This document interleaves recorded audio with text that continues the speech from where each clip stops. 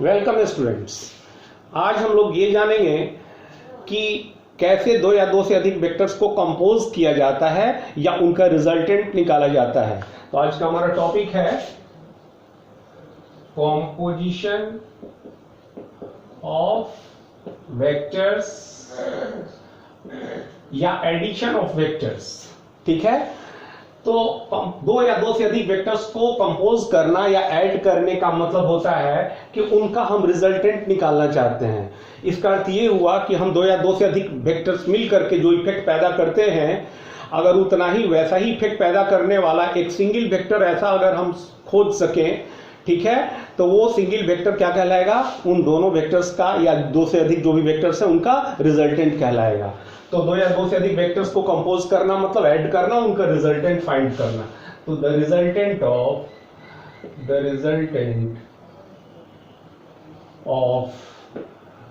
To और more than two vectors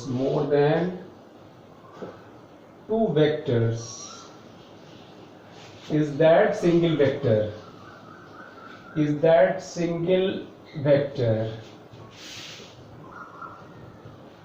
which produces the same effect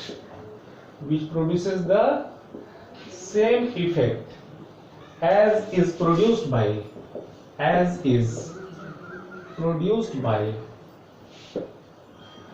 those various vectors।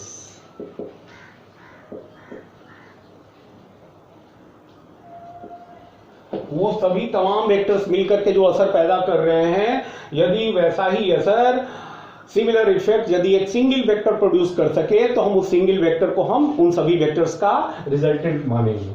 मान लो कि एक block रखा हुआ है mkg का और इस पर इस डायरेक्शन में F1 न्यूटन का फोर्स एक्ट कर रहा है। ठीक है, एक फोर्स इधर राइट साइड में एक्ट कर रहा है, अलग है F2 न्यूटन का फोर्स है। और ये दोनों फोर्सेस का असर ये हो रहा है कि ब्लॉक मान लो कि इस डायरेक्शन में मूव करने लग रहा है और इस डायरेक्शन में एक्सीलरेट करने लग रहा है। सपोज करो कि एक्सीलरेशन की वैल्यू a है।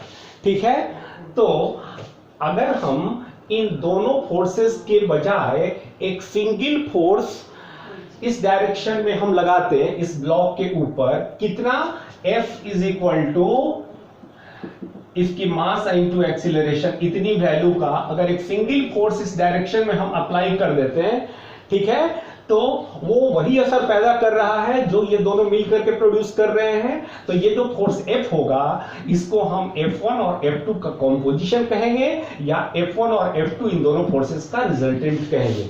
समझ में आ रही है बात? तो हमें यही करना है, कंपोज करना है, रिजल्टेंट फाइंड करना सीखना है।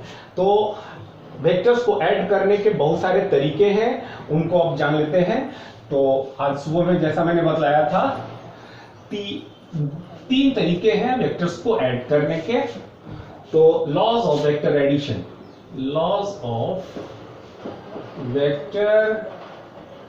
एडिशन, पहला है ट्रायंगल लॉ। ये सिर्फ और सिर्फ दो वेक्टर्स को ऐड करने के काम आता है ट्रायंगल लॉ। दूसरा है पैरेललोग्राम लॉ। ये भी जो है सिर्फ दो ही वेक्टर को ऐड करके उनका रिजल्टेंट फाइंड करने में मदद करता है। और तीसरा है पॉलीगन लॉ। जैसा नाम से क्लियर है, बहुत सारे वेक्टर्स को जब जोड़ना हो तो हम इस पॉलीगन लॉ की मदद लेते हैं। तो सबसे पहले इस ट्रायंगल लॉ को समझते हैं कि ये क्या कहता है, फिर वन बाय वन पैरेललोग्राम और पॉलीगन लॉ को हम जानेंगे। तो ट्रायंगल लॉ ये कहता है, पहले मैं स्टेटमेंट लिख दूं कि यदि दो वेक्टर्स a एंड b अगर किसी ट्रायंगल के टू कॉन्जिक्यूटिव साइड्स के द्वारा रिप्रेजेंट किए जा सकें, taken in some order, then the third side of the same triangle will represent their resultant। तो क्या कहता है स्टेटमेंट में पहले लिख दो कि if the two sides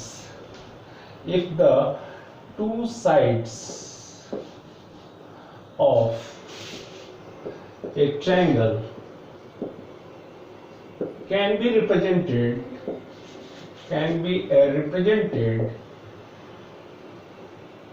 both in magnitude and direction by the two vectors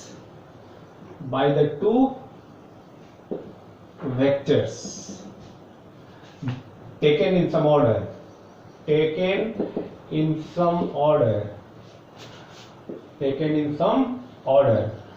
then their resultant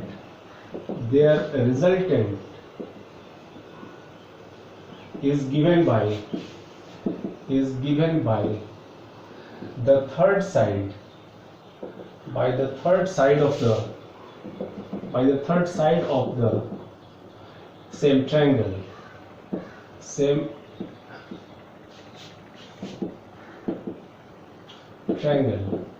taken in opposite order,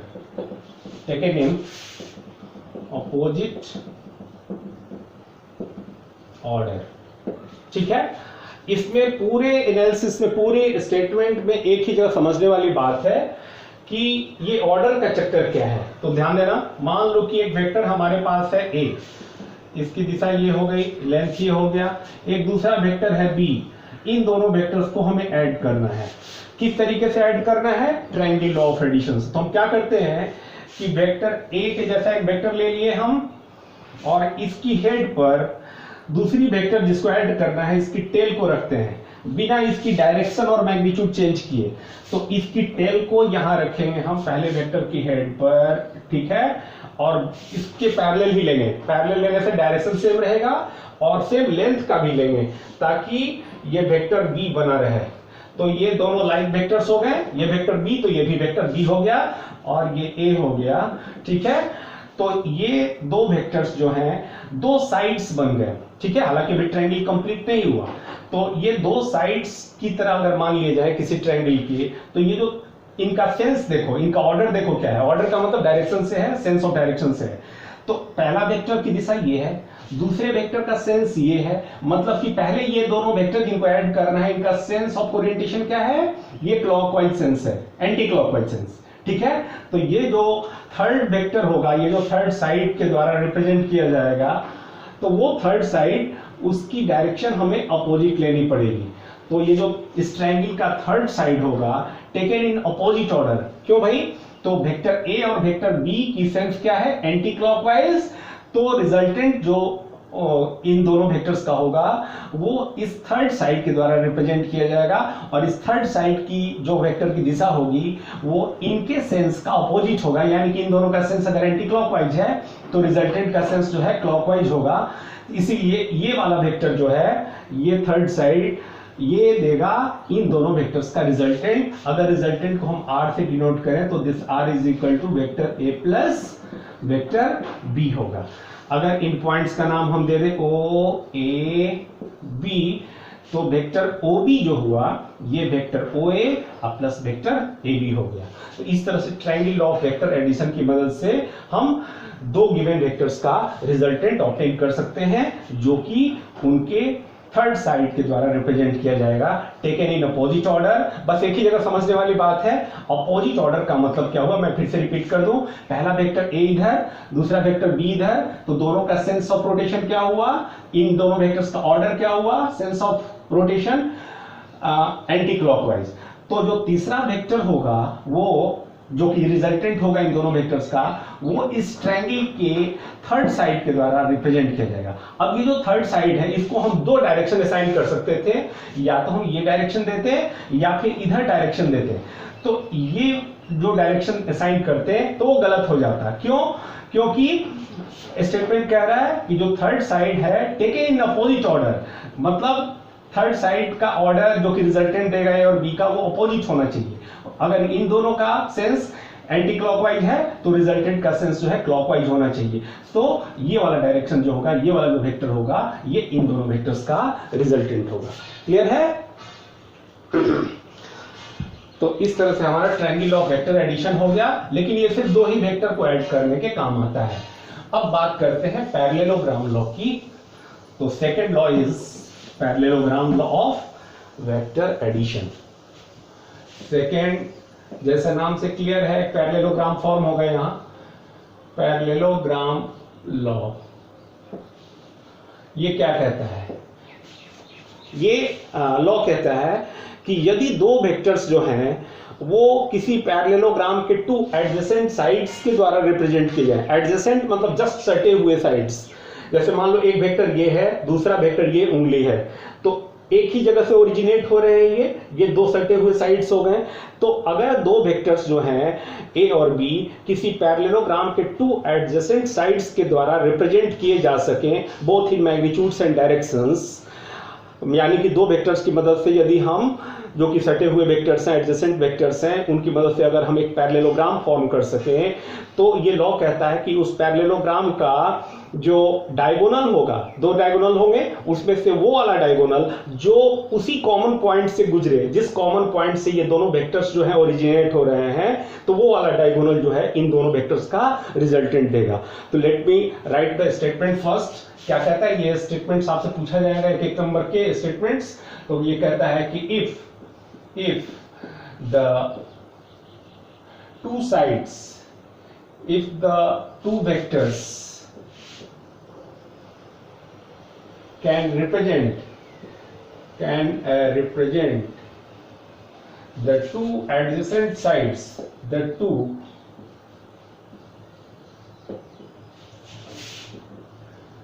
adjacent sides of a parallelogram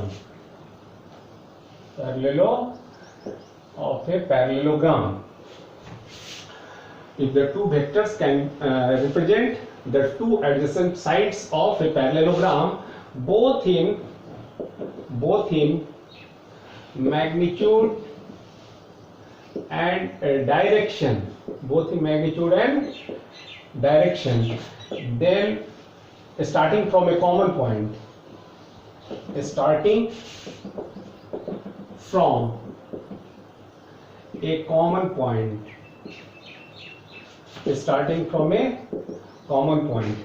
then the diagonal of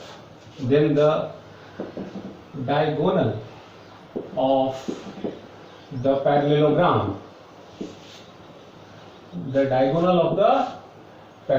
parallelogram, originating from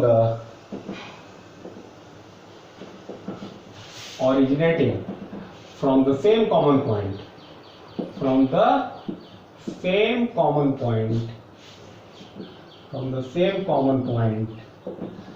gives their resultant।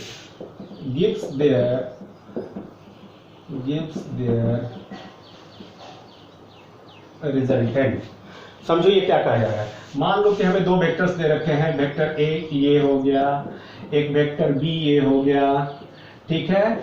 इन दोनों का हमें resultant find करना है। किस तरीके से? Parallelogram law of vector addition से। तो करते क्या है कि इन दो वेक्टर्स को हम एक पैरेललोग्राम की टू एडजेसेंट साइड्स की तरह लेते हैं और इनकी मदद से एक पैरेललोग्राम रेडी करते हैं, कंप्लीट करते हैं। तो चलो इस काम को पहले कर लें। तो सपोज करो कि ये वेक्टर ए है, तो इसी लेंथ का और इसी डायरेक्शन में एक वेक्टर ले लो, यानी कि ए वेक्टर ये हो गया, और दूसरा वेक्टर जो बी है इसकी बिना डायरेक्शन चेंज किए हुए, बिना मैग्नीट्यूड चेंज किए हुए, देखो इसके पैरेलल हमने लिया है, इसी लेंथ का करीब करीब लिया है, कोई स्केल तो यूज कर नहीं रहा हूं, लगभग लगना चाहिए। तो इस वेक्टर को हम बी मानेंगे। अब तुम देखो, अभी हालांकि ये पैरेललोग्राम नहीं बने हैं, लेकिन ये दोनों वेक्टर्स को हमने एक जगह रख दिया, एक जगह से इनिशिएट होते हुए मान लिया पॉइंट ओ से। अब इन दो वेक्टर्स की मदद से हम एक पैरेललोग्राम कंप्लीट करने जा रहे हैं।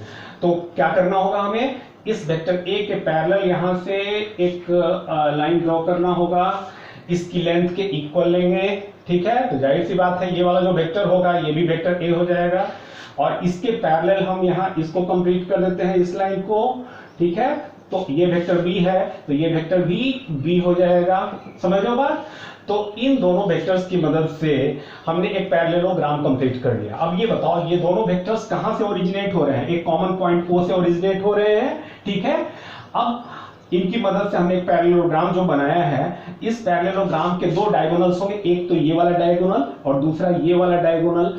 तो वो डायगोनल रिजल्टेंट देता है इन दोनों वेक्टर्स का, जो उसी कॉमन पॉइंट से स्टार्ट होता है जिस कॉमन पॉइंट से ये दोनों वेक्टर ओरिजिनेट हो रहे हैं। तो ये दोनों वेक्टर्स पॉइंट ओ से ओरिजिनेट हो रहे हैं, तो ओ से ओरिजिनेट होने वाला जो डायगोनल होगा वो इधर ये वाला डायगोनल होगा। तो ये जो डायगोनल हुआ नाम दे देते हैं, अगर ये पॉइंट O है इसका नाम A दे दें, इसका B देते हैं, इसका C देते हैं। तो ये जो OB वेक्टर होगा this will give the resultant of A and B। तो vector OB is equal to, ये OB क्या है, डायगोनल है।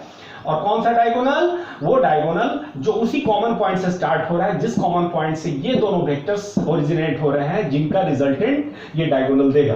तो vector OB is equal to vector OA plus AB। और जैसा कि तुम देख रहे हो, ये जो OB है ये रिजल्टेंट देगा, और OA जो है ये तो A वेक्टर है, और AB तुम देख रहे हो कि ये वेक्टर B के बराबर है, तो A plus B।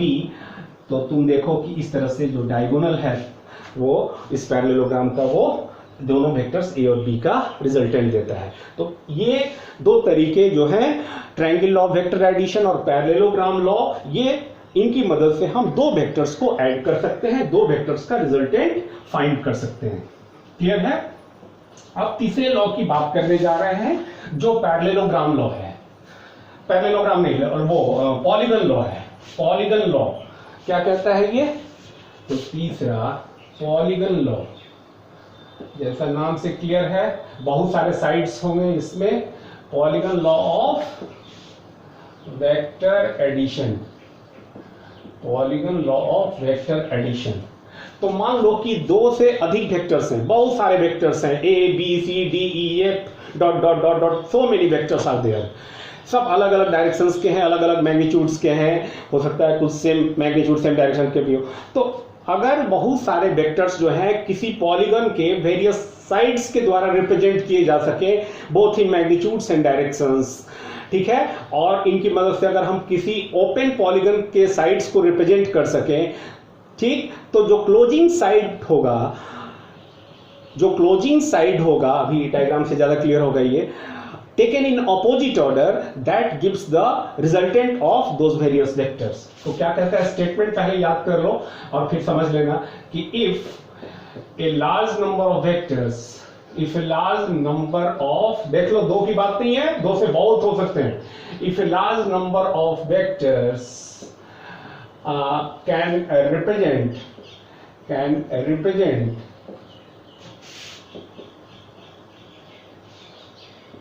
can be represented कर लो, can be represented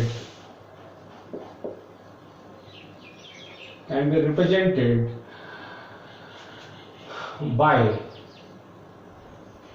both in magnitudes and directions, both in magnitude and directions by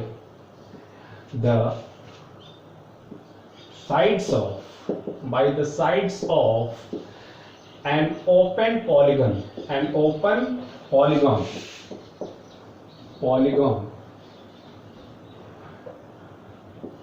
taken in some order। यहां भी taken in some order का मतलब या तो क्लॉकवाइज सेंस में या एंटी क्लॉकवाइज सेंस में, जैसा मैंने ट्रायंगल लॉ में बताया। तो by the sides of an open polygon taken in some order, then the closing side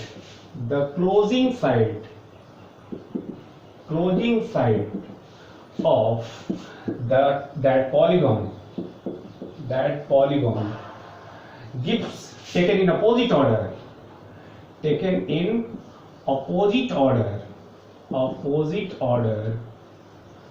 gives their resultant।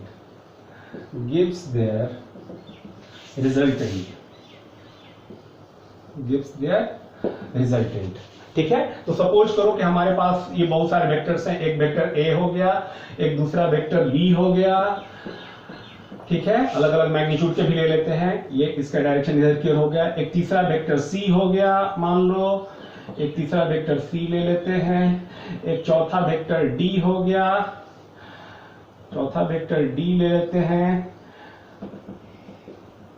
और इन 4 वेक्टर्स को हमें ऐड करना है। ध्यान देना, कोई पॉलीगन जैसा नहीं दिख रहा है अभी इसको पॉलीगन बनाएंगे।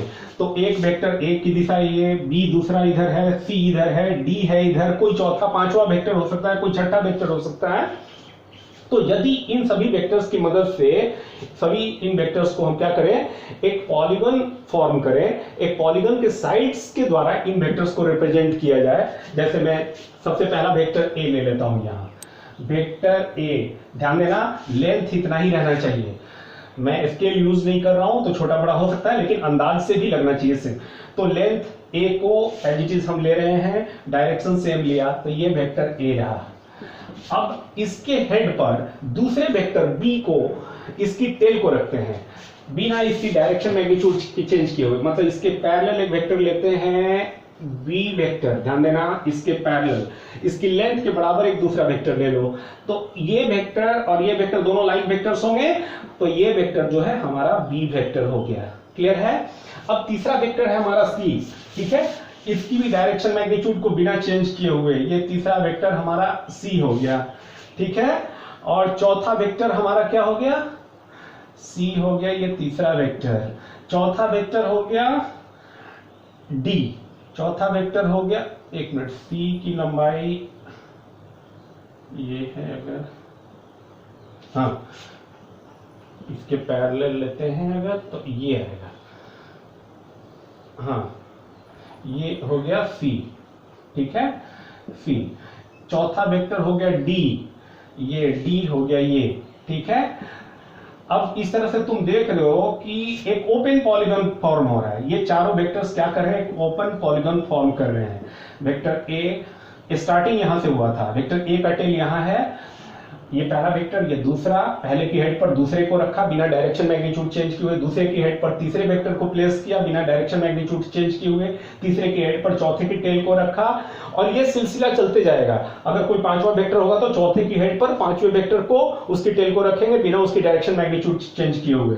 और फाइनली क्या करेंगे, ये तो अब ओपन पॉलीगन बन रहा है, तो फाइनली ये एक सेंस क्या है इसका, तुम देखो एंटी क्लॉकवाइज सेंस है।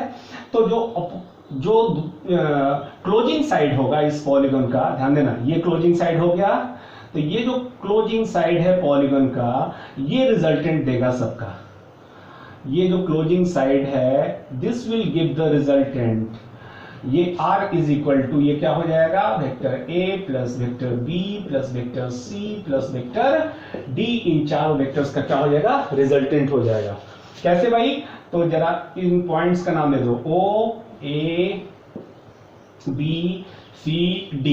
तुम एक बात बताओ, अगर A में B को ऐड करना हो तो हम क्या करते हैं, ट्रायंगल ऑफ वेक्टर एडिशन की मदद से,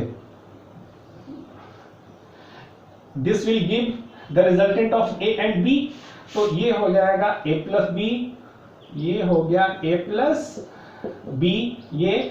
अब ये वेक्टर, इसमें यदि हम इस वेक्टर को ऐड करें तो ये डायगोनल हमें लेना पड़ेगा, ये तीसरा साइड लेना पड़ेगा ट्रायंगल ऑफ वेक्टर एडिशन की मदद से, तो ये a प्लस बी और प्लस सी, तो ये हो जाएगा आपका a प्लस बी प्लस सी हो जाएगा।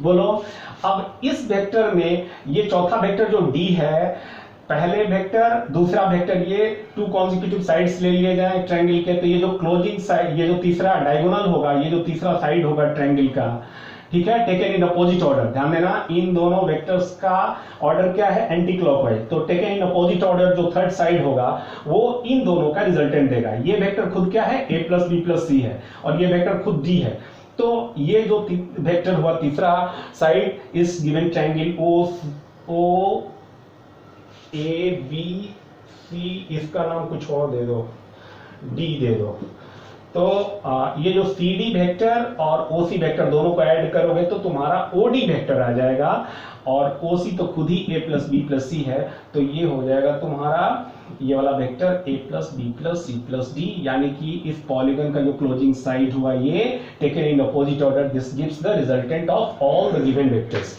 ठीक है, तो इस तरह से पॉलीगन लॉ ऑफ वेक्टर्स जो है आपका कंप्लीट हो गया। तो दीज आर द 3 लॉज। इस पॉलीगन लॉ की मदद से हम बहुत सारे वेक्टर्स को ऐड कर सकते हैं। अब इनको अप्लाई करना सीखेंगे नेक्स्ट लेक्चर में, और एनालिटिकल ट्रीटमेंट भी सीखेंगे triangle law of vector addition का। तो अभी के लिए इतना ही, थैंक यू।